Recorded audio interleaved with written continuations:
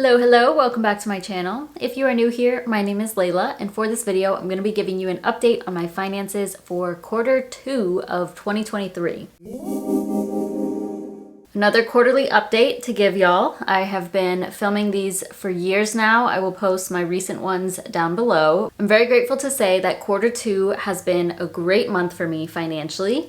I don't know if I can say that it's the best quarter I've ever had financially, but it is close and I made a lot of progress throughout the last 3 months, and I will go through all the numbers now. Let's start with my debt savings.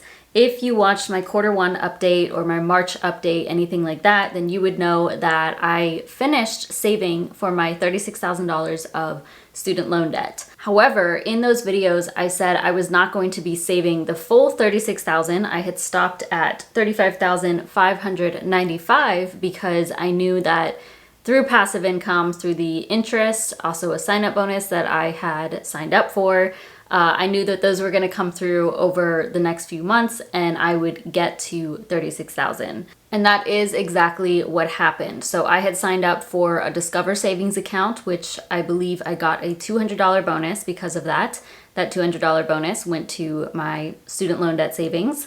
And then I have been gaining about $100 something, like I think 119 I got last month. I got like 129 in interest, maybe 130 something in interest alone on my student loans. So naturally it got over the 36,000 mark, and I've actually been moving anything over 36,000 to my emergency fund. So I've just been keeping my student loan debt savings at 36K. So obviously no huge increase there, but that's because I was not adding to this account. And once it reached the 36K, I was pulling from it. So a few hundred, and it's awesome to be able to make a little bit more than 36,000, really take advantage of this forbearance before it ends and use that money toward my emergency fund. Next, let's move on to my online income earnings. I do have a number of side hustles. Of course, you're watching this YouTube channel, so this is one of them. I also offer financial coaching. I have another YouTube channel. I have a couple of blogs. And then from all of this, I do earn affiliate sales as well as sponsorships.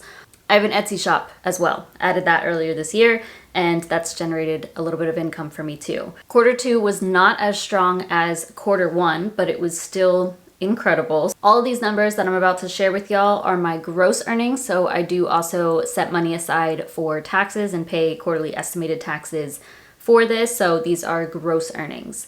In April, I earned $3,558.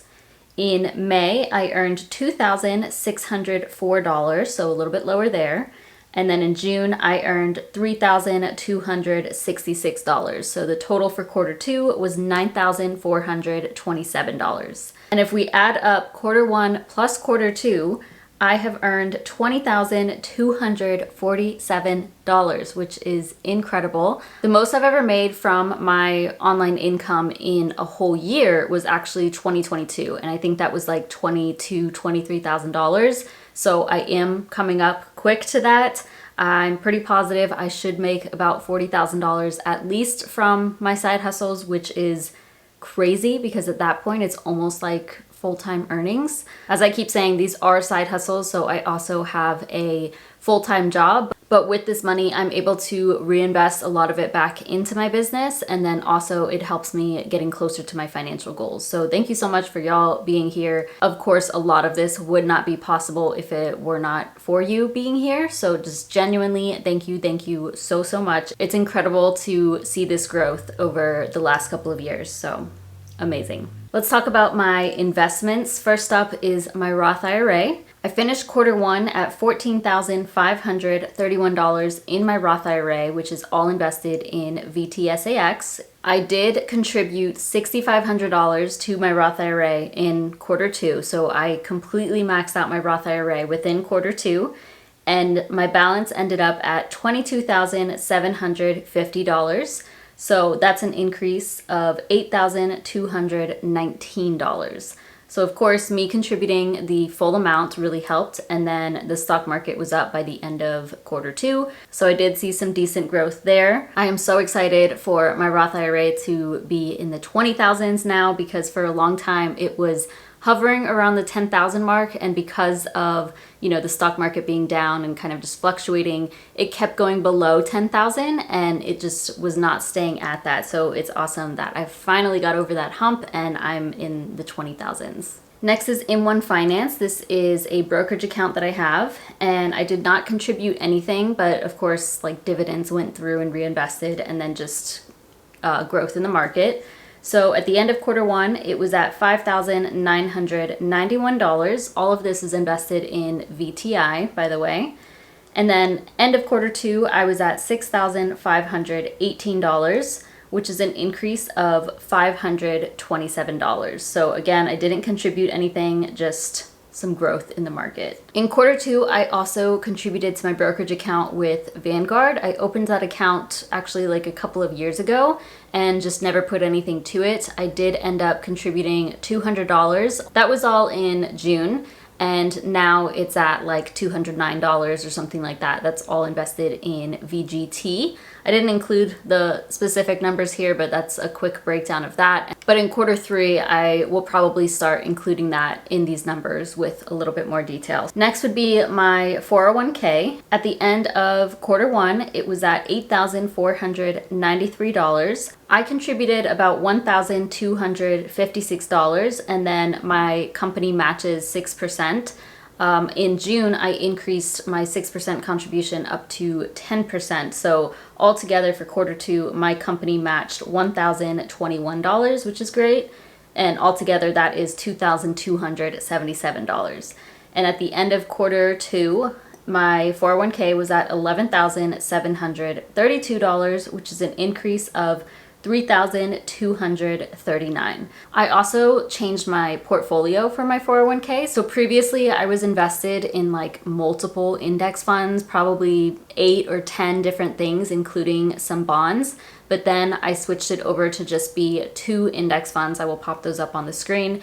And I've actually seen more growth because of that. These are more aggressive funds that I felt comfortable switching over to. As of right now, I only contribute to my traditional 401k. My company does offer the Roth 401k, but I prefer just to do traditional. I find that I have a nice balance between my Roth IRA, maxing that out, and then the traditional 401k.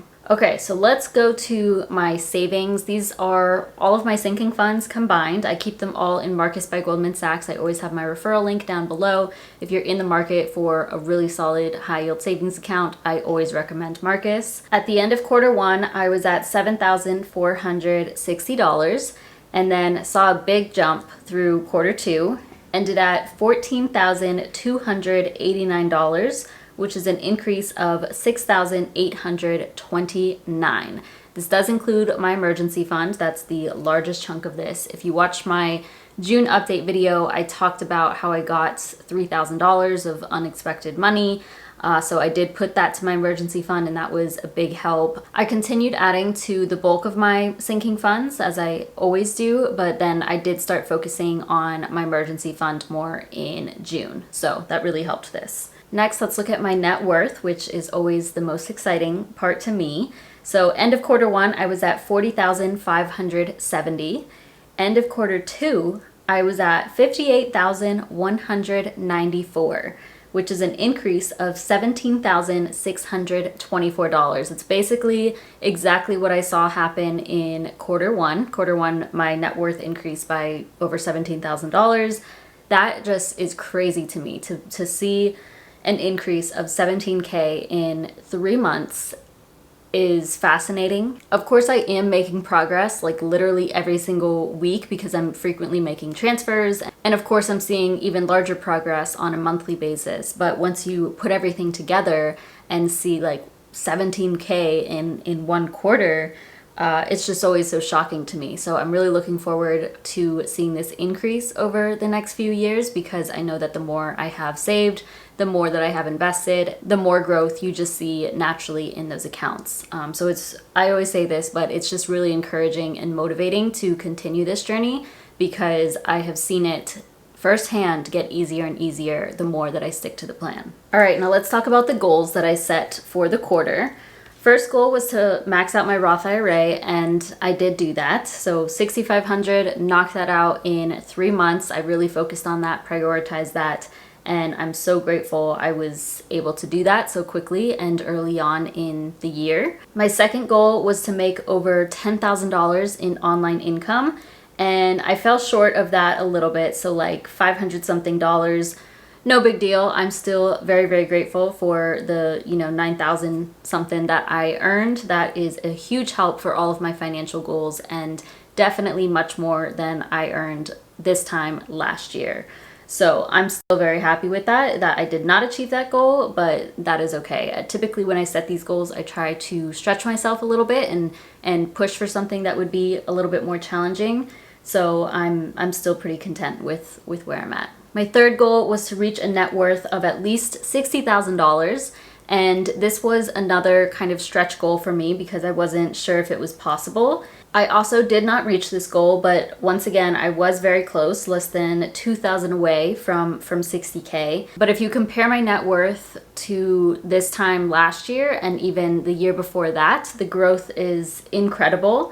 And this is much further along than I honestly thought I would be. My net worth goal for all of 2023 is to reach $100,000. I don't know that I'll be able to reach that. I still have that goal. It's what I'm going to work toward, but I would have to save and invest quite a bit over the next 6 months to actually achieve that. And it's okay if I don't. Of course, we'll be taking a look at my net worth every single month and then check back in at the end of Q3 and see where I'm at, and maybe it could be possible. It just depends on a lot of factors, like my income from my full-time job, my income from my side hustles. It depends on the stock market. It depends on how much money I spend or do not spend. So a lot of things that go into it, and 100K honestly could be possible for this year, but we'll just have to see as the time goes. So let's talk about the goals that I'm setting for Q3. First up would be to get my emergency fund to $12,000. I'm actually very close to doing that, so I'm pretty confident I will be able to do that sooner rather than later. My second goal is to reach $6,000 in my furniture/home sinking fund. That's another goal that I set for 2023 because I moved into this house and we do want to purchase furniture, so I want about $6,000 so I can buy a lot of things that we need to get. Since I got that unexpected cash, the $3,000 extra that I was not expecting, I think I can add $6,000 to this fund over the next 3 months. I really thought that this would take me till the end of the year, like maybe I would finish in December, but I think I might be able to finish in Q3, which would be incredible. Because then if I finish this one in Q3, I can move on to my next goal in Q4. But I'll talk about that then. Just like the goal I set in Q2, I would like to earn at least $10,000 from my online income. If I don't hit that, that's fine, but I'm going to work toward that. And then my final financial goal for Q3 is to get my net worth to at least $75,000. So I would need to come up with, again, another like 17,000. And because I saw that happen 2 quarters in a row, I think it may be possible. Basically, I'm just going to keep doing what I'm doing. So that is contributing to my 401k. Putting a little bit to my brokerage account, focusing on my emergency fund and my other savings goals because those are things that I would like to accomplish this year, and then just, of course, budgeting, saving, all those things, and staying in control of my spending. So I am still doing my low spend year. That has really helped me to cut back on personal spending, and every little bit of the decisions, the financial decisions that I am making helps me get closer to these net worth goals. So that's all that I'm going to be doing. That's everything for Q2 for me. Feel free to comment down below how the quarter went for you. This is also something I always like to say in all of these videos, is just a reminder to take a look at your finances at least every quarter. You may be surprised to see how much progress you made from, 3 months ago to now, and I've always found putting these numbers together, writing them down, making videos on this and sharing is really inspiring, and it opens my eyes to how much has actually happened in the last 3 months. Because when you're going through it on a day-to-day basis, week to week, even month to month, it doesn't feel like much is happening. But when you see it all put together, you can really see your work and, you know, a visual of what you've been doing over the last few months, keeping up with your consistency. And to me, it's very inspiring. It makes me want to keep on going with this journey, and I think a lot of people can feel the same way. But thank you so much for watching. Please give this video a thumbs up and subscribe if you haven't already, and I'll see you in my next video.